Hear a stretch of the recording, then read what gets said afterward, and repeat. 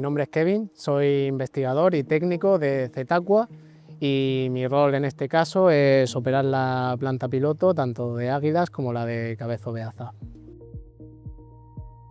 Actualmente lo que sucede, sobre todo en la zona del Mediterráneo, es que hay una sobreexplotación de las fuentes convencionales de agua.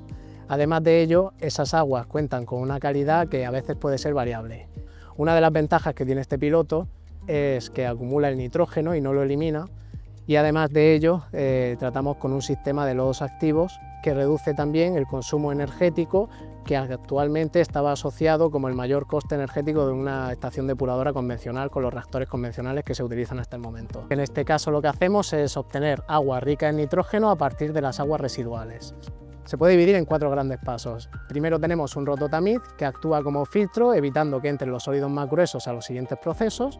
Luego de eso tenemos un reactor de lodos activados de alta carga y está acoplado, por así decirlo, a una membrana de ultrafiltración. Lo que hace es que actúa como barrera, impidiendo que entre la biomasa y obteniendo un agua tratada. Y además parte de esta biomasa se va recirculando hacia el reactor de nuevo, manteniendo la biomasa activa.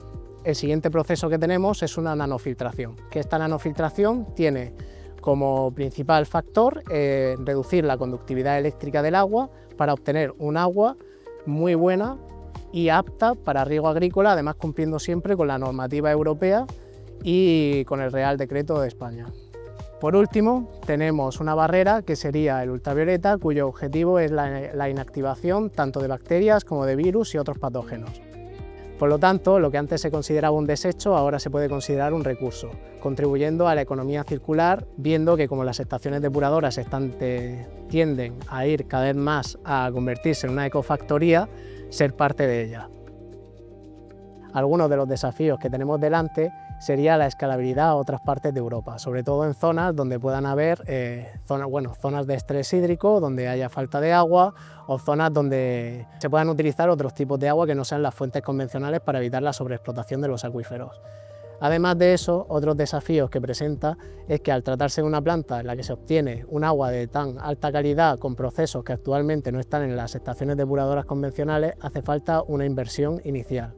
Y el hecho de que pueda suponer un ahorro para los agricultores es un valor añadido que le da. Otro reto, pero no menos importante también, es la aceptación social, es decir, que los agricultores, en este caso tanto los consumidores, sepan de dónde viene el agua y además de ello que sean conscientes de la calidad que este agua puede aportar, muchas veces mayor que las propias que pueden dar las aguas convencionales.